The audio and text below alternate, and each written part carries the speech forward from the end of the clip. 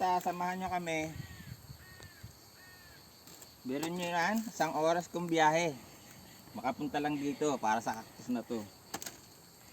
Kasi kahit ganito masarap to. Matamis. Sabi ni Steros, matamis daw pero hindi ko pa natikman. Para lang dito. Dahil dito nakarating ako dito sa Lakatamya. 1 oras ang biyahe. Mula sa lugar ko papunta dito. Para lang dito. Kaya susulitin ko. Stay ko dito with Sister Rose. Masarap to. Kung sa mga hindi nakakaalam na kinakain to. Nako, tikman nyo. Sobrang sarap to. Matamis. Kumbaga sa atin lasang papaya daw to. Lasa daw papaya. Kaya naging paborito ko to. Simula na malaman ko na ito'y kinakain. Ako, every time, tingnan. Ito kinakain ko.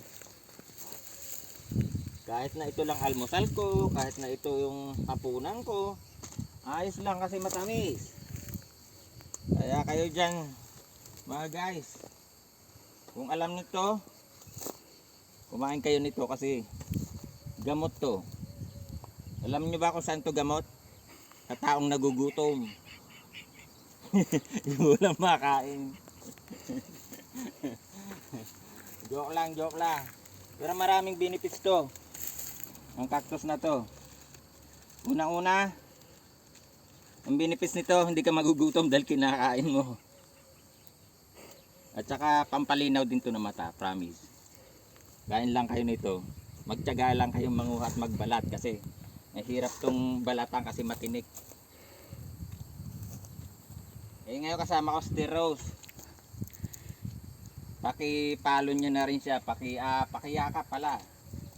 Pakiyakap nyo siya ng maigpit. Katulad ng pagyakap nyo sa akin. Yan, para sama-sama tayo. Ang dami oh, tingnan nyo, ang dami oh. Sige guys, see you again later. Pag uwi ko may sasabihin ako, promise. Bye bye.